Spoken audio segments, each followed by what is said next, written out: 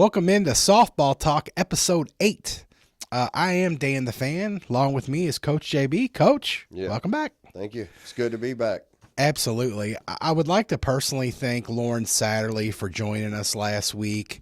A fantastic guest, shed more light on the recruiting process, Coach. Something that is, it's a little mysterious. Recruiting, how to do it, what to do it. For us new parents like myself that have never engaged in it, it's a little tough to know where to start and what to do. And having Hallie and Lauren on, I think, really shed some light to the girls that are coming up, the 26s, the 27s, the 28s, of what exactly to do and how to get started.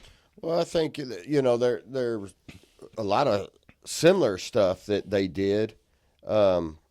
That they both mentioned was the key things for them was sending out the emails and the videos and things like that. I think one of them played on a higher level. Yes. Travel ball. And what I mean by that is I just mean, more traveling, national circuit, whatever. Correct. So, more bigger tournaments in California, things like that. So, but she didn't really express that drew that much more interest. Right. I could be wrong on that, or maybe she just didn't dig into it in full detail. But so what I gather from both of those for all the young kids is make sure that you're going to those camps. Yes. Make sure that you're sending those emails with video clips. And, the other thing that you could be doing is on your Twitter X page. I guess that's what they call that now. It's I don't X. know. We're so X now, X. Coach. So on that, every time you hit a home run, you turn a double play, you do something good, a double in the gap, whatever it is, when you can post that video out, tag those coaches that you're interested in. The other thing both of them mentioned were they both picked 5 schools. Mm-hmm. And they focused on those 5 schools. Yes. Which, it's hard to dive into your recruiting when you don't really know. And you're just trying to reach out to 20, 30 different schools. I think that's over the top. And that's why when I have my talk with my high school kids every year and we talk about recruiting, we talk about, you pick out 5 schools. First off, look at those schools. Correct. Make sure they have the degrees or something that you want to get into. Exactly. Yeah, and that gets overlooked, Coach. You're just out there like, oh, who's here? Who's watching this? Oh, let me start firing emails. Oh, I want to do pre-med. Yeah. Well, they don't even have any type of biology or chemistry program. So why would you follow that path, Right. So you do got to be a little selfish and check those boxes off. You have to check it. And I think, like you said too, Coach, it's so overwhelming and we're going to dive into this more next episode is D1, D2, D3, NAIA and what they offer and can offer to the athletes themselves. But, you're talking, 1,600 schools out there that are potential places that you could go. And you need to think about it and narrow it down to 5. Now, the first 2 guests we have was, Lauren, who's going D1, staying in Kentucky. Yep. Our other, Hallie, staying in Kentucky, going to Lindsey Wilson. So there's nothing wrong with it. That's awesome. But if that's what you're going to think, you need to really think about, do I really need to be on that national team that's going, what am I, at the end of the day, would it be better for me to spend my time in the state of Kentucky or the surrounding areas? But why do I need to travel that far when really I'm honing in on Eastern Kentucky? Well, I mean, fantastic, right there. What you're saying is okay, take our team, for instance. Every time we play at our showcase tournaments, whether it's Sean's or Transy's showcase tournament or whatever. Spalding, Transy, you do some U-Trip. Yeah. all those. Every one of those coaches are there. Yes. Yes. We see them all. Mm-hmm. Um, And we, at this point, we've been there so many times. We have, me as a parent, I don't have a relationship that I can go up to Sean or any of those coaches, but it's a familiar face. yeah, You know? they always seem to make their way over to our field. Yes. Oh, there's Yes. the Freedom. Coach Yes. JB's team's over there. Yes. And we're going to go watch them. So, yeah, I'm not jumping on an airplane and flying all over the place because like I say, I did that. Yes. And the team that I did that with, not a single kid wanted to go out of the state of Kentucky. Coach, So, I think that's what we're seeing. You know, I Yeah. mean, these, you know, in softball around this area is great. Yeah. A lot of times softball is a little more regional with recruiting anyway. You know, you look at the Florida rosters. Yes, when you look at Florida State, they're going to cherry pick anywhere. But when you look at a lot of your, you know, schools, they're regional. You look at, you know, an Alabama school, they're grabbing Alabama, Mississippi, Georgia girls. Yeah. You know, you see a lot of that. So at the end of the day, you know, hey, there's nothing wrong with being on a travel team that stays regional. No. So, and I think that's, you know, once again, it's your decision. The competition, I understand. When you're going out to California, you're seeing girls that play at 365 every day, whereas we start to kind of, and this is something we're going to get into right now, is our fall season, unless you're traveling south, is kind of to the point in the next few weeks that you're going to start shutting it down. Yeah, you're winding down. I think probably the week before Thanksgiving, probably going to wrap that up for most of the teams, Yeah. except for the ones that are flying somewhere or doing whatever, you know. And on top of that, I also think that at the end of the day, you know, when these kids actually get into their recruiting process, I think the realism of going and playing D1 versus going to NAIA. Do I want to go D1 and possibly set behind two people, a junior and a senior, Correct. for 2 years, Right. before I get an opportunity to get on the field? Or do I want to go NAIA or D3 or whatever and possibly play Yes. my freshman year? Yes. Get on the field. Right. And most of these schools, the kids that I've talked to are getting great money. Like, yeah, it'll really blow, you know, a $50,000 a year tuition type school, room and board. They're getting 3/4 of that, if not more. yeah, 80-90% funded. Now, a lot of these girls that we've spoken to are, you know, they bust their butt in the classroom just like they do on the field, and they're working hard in there. But Coach, I mean, yeah, at the end of the day, you know, you got to juggle what you're looking for. Yeah. If you're looking for just to get that on the jersey and maybe not the playing time, or are you looking for your future? Because I mean, let's face it, you know, once these girls get out of college, you know, they're moving on. Softball's pretty much over. Yeah. Except for an extremely, extremely small percentage. It's kind of the end of it. Well, and even at that, you know, these kids that go play in the professional leagues for softball, let's just face it, they're not getting paid, you know, that much money. I think Monica Abbott, I think the first $1 million Yes. female softball player. Yeah. But a lot of that, Coach, endorsements and speaking Right. engagements. I mean, the lady is all over the country, always at this, that, or the other. I mean, yes, she does get paid to play, but I mean, she has to make a majority of her money with speaking and endorsements. And she probably works just as hard in that realm as she does on the field because she's always busy. You know, and I'm sure she's doing her lessons and, Yeah. you know, holding clinics and things like that. Yeah. So, you know, is it really does that really pay your bills to go play pro ball after that? You know, my pitching coach in my facility, Asia Sherman, I've talked to her. She played pro ball over in Australia. And, you know, she said, no, it didn't pay that much. Right. Yeah. You know, so I don't think it's anything you're going to do and then retire on. Yeah, absolutely. So thanks again. I know we kind of went full circle there, but thanks again to Lauren for coming out. Thank you to everyone who reached out to her as well. I did get to speak to her dad, and these girls work so hard throughout the year, and I know I'm beating this to death, but they deserve the recognition, they deserve the applause, and that lady there has put in a lot of work to get where she's at. And just know, Lauren, that Coach JB and I are cheering for you, and extremely excited to see what you do at WKU over your next few years. Although we do have you for a couple more at Assumption. Yeah, I was going to say we're going to cheer for her, except for on that Yeah. one particular day. Exactly.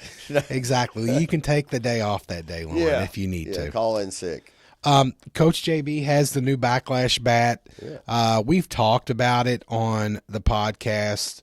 And actually, I got to speak to the president, the CEO of the company. I had a little problem with my order. He personally called me on the phone. I can't say enough great things about it. It's a small business. I know Suncoast is a big outfit, but it is nothing compared to Louisville Slugger or Easton or any of those. No. So they got it out. It wasn't flawless, and like they said, I actually got to speak to them. He said they practiced for this for weeks on end, and he said you would never think it the way it all went down, but we had emails get hung up and everything else. But, Coach, at the end of the day, I think everybody's kind of getting their bats here, and initial reaction to it. So, we've hit with this quite a bit in my facility. We've started hitting with it on the field. Mm-hmm. There is a little bit of a break-in period. Yes. It's not as, from what I see, as hot out of the wrapper as the other one. Correct. We were breaking the other one out of the wrapper and hitting them to 380 feet. Yes. Easily. Yes. And this one's not as hot out of the wrapper. So it's going to take a little break-in period. And I'll tell you this, the more we've hit with it, the better you see this bat getting. So I think it's going to be a really good bat. The biggest thing with these bats, Suncoast bats, that I really like over any other bat is the durability. Yes. We took that first bat last year, and we were hitting with it in 36-degree weather. Yes. I mean, like not even thinking about it. Like you see stories of people wrapping hand warmers around the bat to keep it warm. I mean, these girls were laying them out on the ground darn near the snow, and we were just going to town with it, trying to see what we could do with it. Yeah, yeah. But yeah, I mean, my initial to it is the verdict's still out. So I'm not going to, and we're not going to sit up here and, sorry, Coach, we're not going to sit up here and sugarcoat anything, but I am going to tell you that so far it's good. I don't think it's like Coach JB said, hot out of the wrapper as the original Backlash. But that being said, I mean, this one's still in the wrapper. It just came in the mail yesterday. So, I think the verdict's still out, and I think we'll continue to update it as girls get swings on it. A lot of those ghosts, Coach, I mean, you got to put 500 hits on it before it's ready to go anyway. The ghost bat? Yeah. Can you get 500 hits on them? Well, and there you go. Thank you. Okay. So at the end of the day, I think we're going to find out over the next few weeks where this thing is. Yeah. Now, the thing you're still going to be able to get with this bat is the thin handle. Yes. Which creates tremendous barrel speed through the zone. Because, look, at the end of the day, parents, if your kid is holding a bat that has a really fat handle and their hands are spread apart really wide, they're not going to be very fast through the zone. So this thin handle technology that they got helps with that barrel whip through the zone. So you're still going to get that. I think you're going to get the durability out of this. I'm just anxiously waiting to see how long does it take us to break this in. Yes. And is it going to get any hotter than it is? I mean, and let's just, I mean, be honest. Most of the girls have only used it in the cage at Yeah. this point. Yeah. And then one, because of the rain recently, just one batting practice at practice. And that's, Coach, I mean, what, 15, 20 pitches at the most? About 15 each. Yeah, at open fields. Yeah. So we really, I think our team honestly hasn't even used it. I'm talking about Kentucky Freedom, JB. We haven't even used it in the game yet. No. So, and I don't even know if we'll get to it this fall season, if they'll be ready to go. But hey, we're going to keep going with it. Yeah. And you know what? We'll eventually have the realization of what's going to happen. Coach, I need to ask you, while we're on this topic, is you see girls today with more of a split hand grip where their top and bottom hands are more. What exactly are we doing there? Well, sometimes I will use a split grip in my facility, only to get the individual to feel the top hand doing all the driving. Okay. Okay. So, but when I do the split grip, I actually drop 2 fingers off the bottom of the bat. Oh. I don't okay. want to. I want to prevent them pulling that front arm. Got it. Okay, So he has his middle finger and his index finger above the knob, right there, just in case anyone's listening Yeah. to, Coach. And then his ring finger and pinky finger are under the knob, almost squeezed into his wrist itself. just like that. Okay. So then, as they rotate through, they take that top hand and turn it through there, and we're using the top hand. The problem is when we start pulling with that front arm. Think about this. When your front arm engages and it pulls, your elbow is going to get pulled across your body. So it's pulling the knob of your bat out of the zone, which pulls your barrel out of the zone, which, now you're rolling the bat over and whatnot. But we like to be top hand controlled. And so I use a split grip only when I'm working top hand drills. Okay. I don't like my girls to hit with the split grip. I think they lose a little bit of power with the split grip. Okay. A lot of kids I see that do use the split grip more are some of your slap hitters. Right. Okay. So I'm not really that big of a fan to where I want my kids to go into the batter's box with a split grip. I think the split grip became a little bit famous when the Raging Cajuns a couple years ago were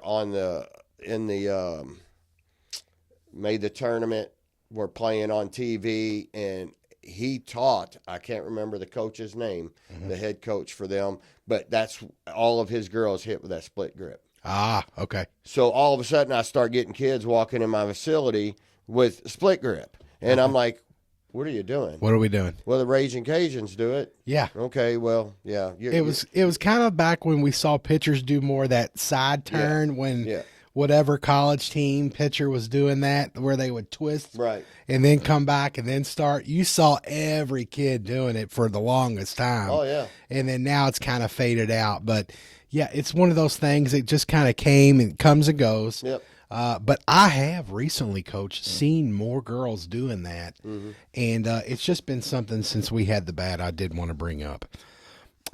Coach, I did want to talk about one of your Freedom teams, Coach Casey Ott. Yep. Great coach, great team, great group of girls. Had a lady commit to Indiana Wesleyan. Her name's Samantha Durston. She's a senior at Christian Academy.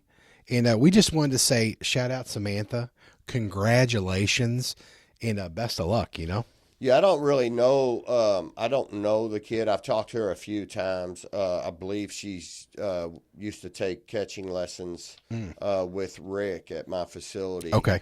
Haven't seen her in there in a while.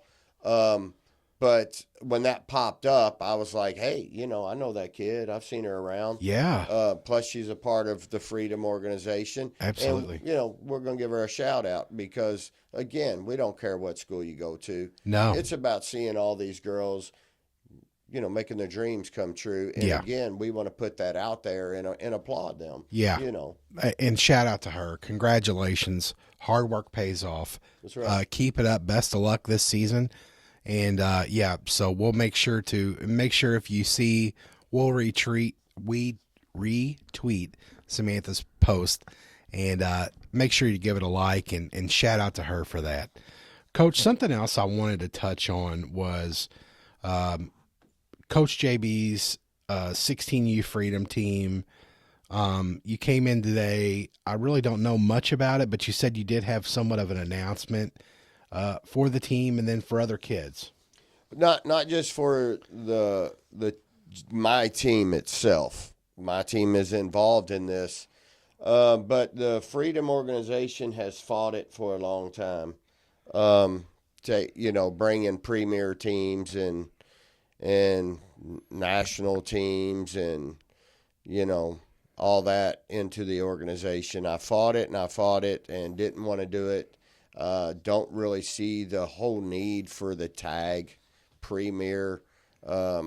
I've seen plenty of my Freedom teams go out and just smack national teams and premier teams, and at the end of the day, you're touting a premier and a national name, and you get beat by the KY Freedom. Correct. So I've never really gotten into the tag thing, but apparently that's a big deal. So we are going to bring premier teams into the Freedom Organization. We're going to be having a coaches meeting here soon. Okay. Within the organization. And we're going to sit down and take a look at what teams will be becoming premier teams and what teams won't be. And obviously, if the coach doesn't want to, that's up to them. And at the end of the day, it's we're not going to be doing anything different with the organization, money wise. I'm not going to. We will never, ever, ever charge tryout fees. Right. I know that's big deal to you is tryout fees and things like that. When you have the field, you have the coaches. We just want kids to come out. When I put this thing together, I've always wanted it to be for the kids. Only for the kids and the families. And nobody in my organization makes a dime. Right. This is not a business. I'm not trying to create a business on people who may be struggling in everyday life but want to have a place for their kid to play ball. Yeah, exactly. I want to make sure that kids can play ball without having to dig into their pocket and, parents pick up extra jobs at, academy or places like that just to pay for travel ball. That's crazy to me. Yeah. So nothing's going to change. The premier team's fees will increase a little bit. Okay. But that's only to cover for the bigger tournaments that they're going to travel to. Okay. Coach, what makes the premier team? Is it some of the tournaments that you're going to go to? Or yeah. what? So basically, I mean, honestly, no, not really. Okay. Okay. Because again, I've been to KY Freedom. I've been to Colorado. I've been to the Thunderbolts. I've been to Scenic City. I've been to the D9 tournament in Orlando. I've been to all of those just being the KY Freedom. Got it. At this point, I'll be honest, it's about maybe reaching out and drawing some athletes in that typically you wouldn't get. Okay. So, again, I don't know what it is about, Yeah. my kids on a premier team. Yeah. I don't get that because I'm going to tell you something. There wasn't a team around that was as good as Jeremy Flanders' team. Yeah. Yeah. And he was KY Freedom Flanders. Yeah. No premier, no national, but boy, he beat the brakes off of a lot of people over the years. Absolutely. So at the end of the day, I don't know what the whole hype about all that is because I can still get into all the tournaments I've always gotten into. Yeah, they'll always take your money, Coach. Well, and you somewhat got to have a little bit of a name too. Yeah, So, they might put you back on the horse pasture Right. instead of in the yeah, inside the good field. You yeah, know? Yeah, 30 miles away where the college coaches correct. can't even get there. Yeah, But at the end of the day, that's where we're going. We're going to go to the premier route. Again, the only thing that's going to change is the premier team's going to travel a little bit more. yep, They're going to charge just a little bit more. yep. But other than that, nothing else in my organization is ever going to change. And coach, so if there's a travel team out there that's looking for a new home, looking for a great facility to get some work in on the field, the KY Freedom is an option. Absolutely. You know, we have my teams practice at Mercy Academy. We have, like, not just on my field, the softball field alone, but if they want to come in there and just do some arm progression, throwing drills, long toss, whatever, we have an area for them to go do that up top. Yeah. If it's open and it's not being used, they can also lay bases down and get on the turf field. Correct. You Especially know. if they're playing turf the next weekend Right. or something and they want to get some time in. You have the best of both worlds with the dirt. And then 20 feet away, we have the turf field that they can utilize to at least take a few grounders on Absolutely. just to see the bounce. Yeah. But just for people out there, I know Coach has mentioned it and talked about it in the past that, you know, the Freedom Organization is always an option. But the best bet would be to reach out to Coach JB himself, talk to him, share where you're at and what you're doing. And then everything else is pretty much done for you. Coach has mentioned it before. We're not going to beat it to death, but there's a very small fee. All the uniforms and everything you needed are already done for you. And he opens you up a store and it's all done. You don't have to do anything. Nothing. As well as he's a nonprofit, so you can share that certificate with any donors or anybody that you want to, if you're a young team and you really want to try to fundraise some money for a big Florida tournament or something like that. That is all on the table. Correct, Coach? 100%. Yep. Yep.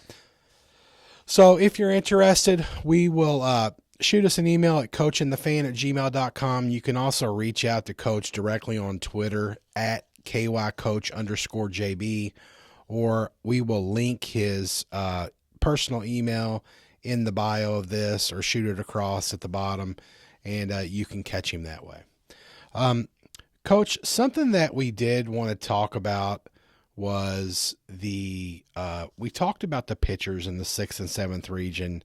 Now I want to talk about some of the big hitters in the 6th and 7th region. There's some big ones. And I've got to start with our good friend over at Fern Creek High School. I know she listens to the podcast. Allie Richardson, last season, Coach, ended with a 363. I know she can get that number up there.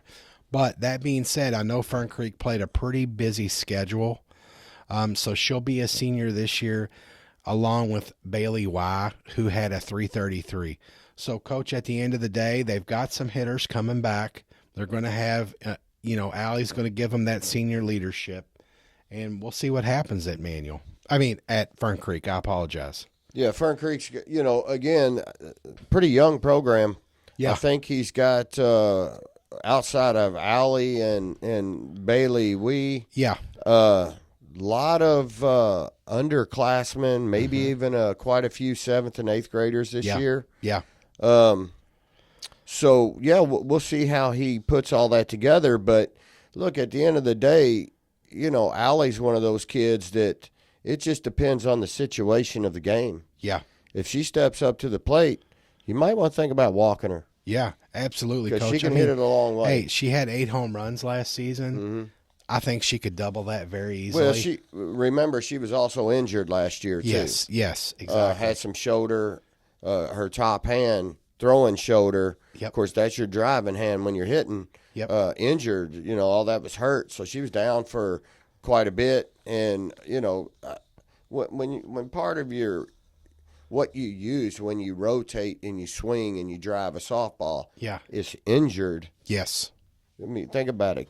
Caden Dunlap Yeah. 15 home runs last year, fractures her hand. Exactly. Yeah.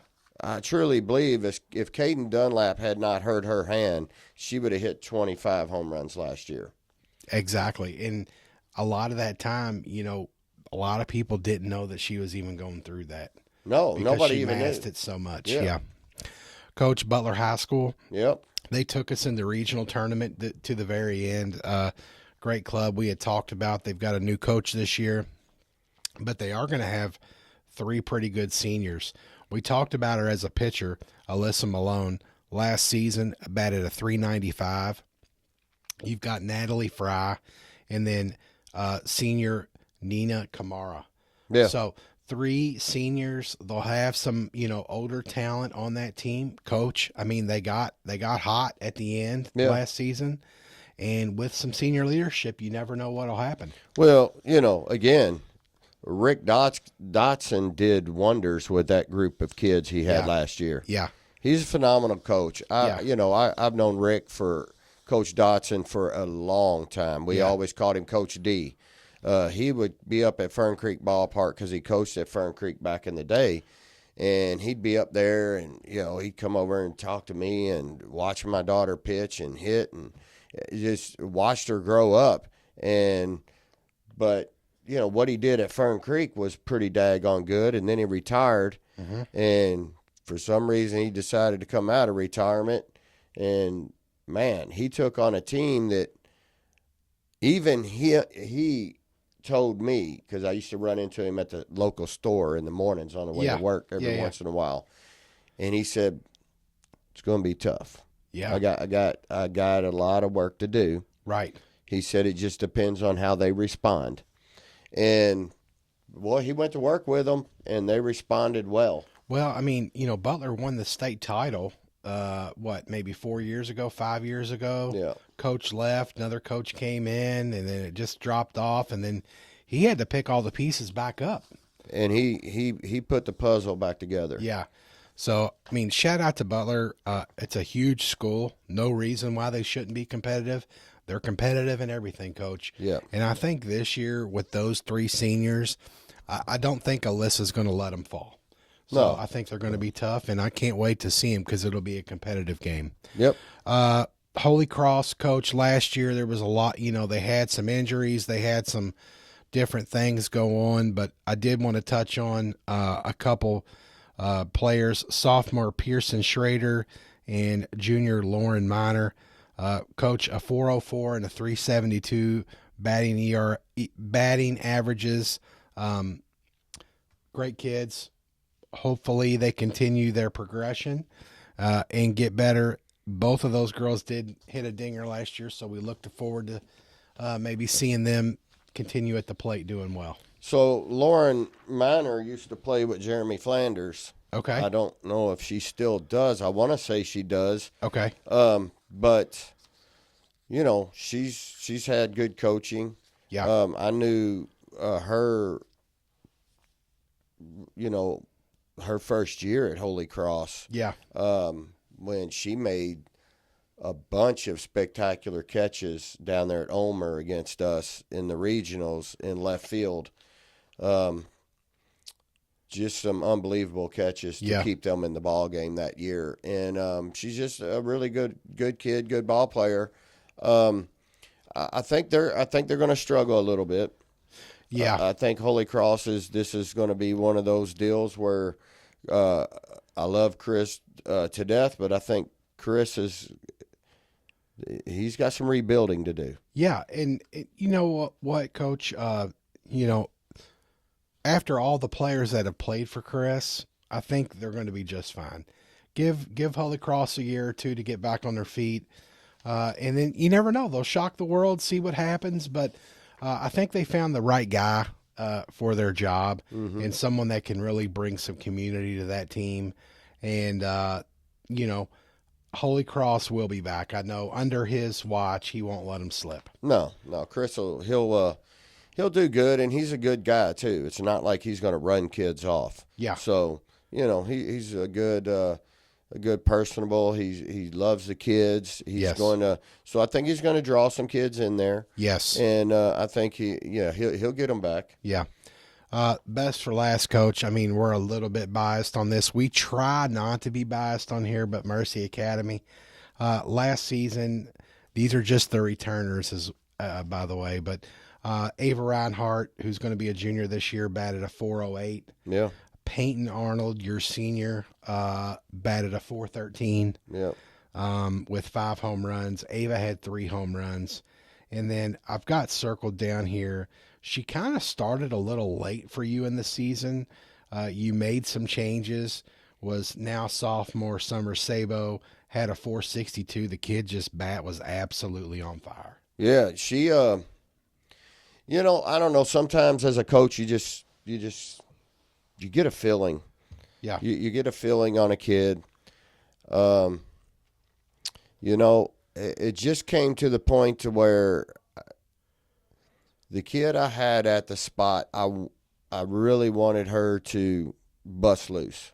Really was wanting her to bust loose, and kept giving the opportunity.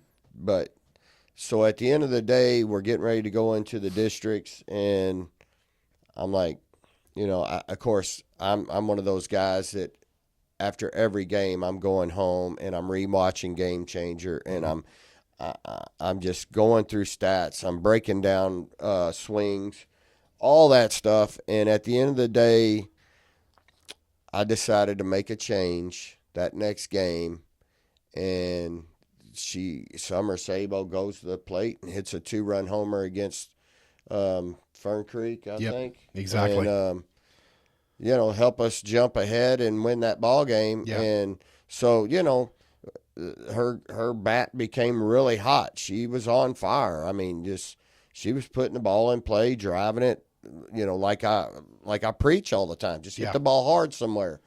And but I'm going to tell you the big I think everybody better look out for Haley Roop this year. Yeah. The kid has been. She may be short, small, but boy, she's been blowing it out of the ballpark pretty consistently at practice. Yeah, I mean, Dakota Burke-esque, Caden Dunlap-esque in your practices. I mean, just you expect it to go out when she's up the plate. But yeah, a lot of power packed in her with her swing. The kid works on it. Coach, I also have to touch on Olivia Cobank, another one of your pitchers. Started the season as your starting pitcher because Maya was coming back from an injury. At the plate, though, this kid was absolutely on fire.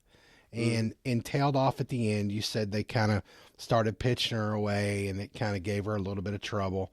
But, man, I mean, when you have a sophomore pitcher, now a junior pitcher for you, that's going to put up some hits for you. Mm-hmm. It makes it nice. Well, she's left-handed too. Yeah.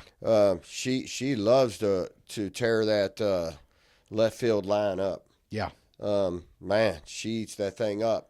And I don't know if they were just getting the calls way off the plate on her, but she seemed to struggle reaching them a little bit. Yeah.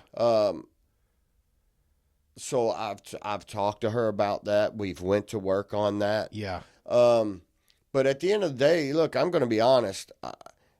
I think my kids that are coming back this year for Mercy, I'm number one, I'm super excited. Yes. I haven't had a group besides, no, I have not had a group yet that has bought in as this group has. We've done a book club. We've done so many things to help them. Yes. With mental preparation of the game and all that this year. That this group buys in. And let me tell you something. It is fun to watch when you see. Look, we always say this, coaches, you all know how this is. You want a lot of players in your program. Why? Yes. Because competition makes them better. Yes. So when I've got, which I've never had before, 2 kids in right field, 2 kids in center field, 2 kids in left field. And now all of a sudden I'm hitting balls in the gap and girls are sprinting and laying out to catch balls. Yes. They want to play. Absolutely. And that's what it takes. Yeah. So I am super excited. You know, our hitting is not going to drop off. You know, I just don't think it's going to drop off as much as everybody out there has mentioned or has said. You know, we had 48 home runs last year. I fully expect to be around that number again this year. Yes. Because we have a lot of power in this lineup. You know, I've got kids who struggled last year who I think are starting to put it together this year. Yes. You know, we got Madison DeGrella. We got Haley Roop, who is, you know, of course, she was behind Caden Dunlap. Yeah. You know, 15 home run hitter. But we got Ruby Messer, who plays travel ball for me. We got Emerson Shively, who plays travel ball for me. And that kid just turned it on. I mean, every one of those kids last weekend went out and hit bombs down in Alabama. I mean, just smash balls. Yeah. So, I mean, we're in Alabama and we hit seven or 8 home runs. Yes. 2 grand slams.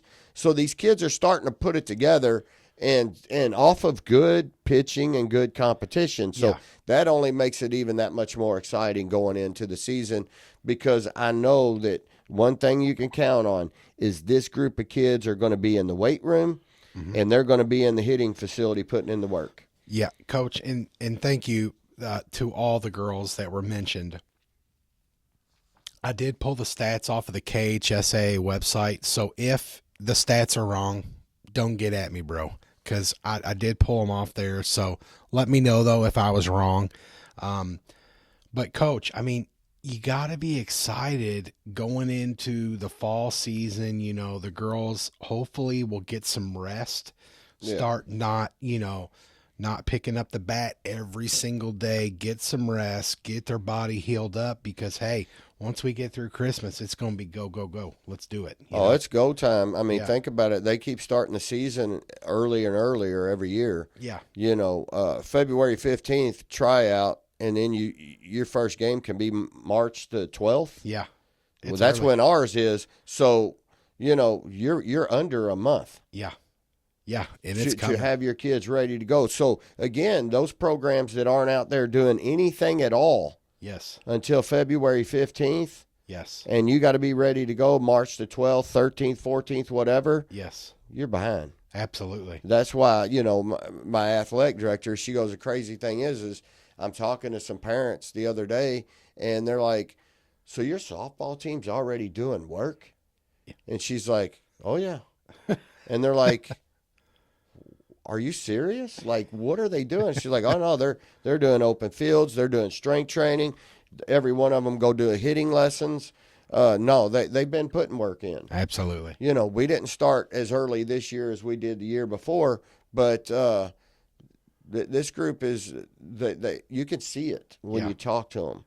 Yeah. They're determined. Yeah. You know, so, no, it's going to be a fun year. 6th region, always a tough battle. Yes. 7th region, always a tough battle. Yep. You know, 6th and 7th region is always pretty brutal. Yeah, you know? Really no days off, Coach, on that. I mean, you let your guard down. It doesn't matter who it is. They're going to get you. They're going to get you. Yeah. 100%. Coach, episode 8, I mean, again, we did it. A great one. We would like to thank everyone for listening out there and emailing. We got another awesome email this last weekend, Coach.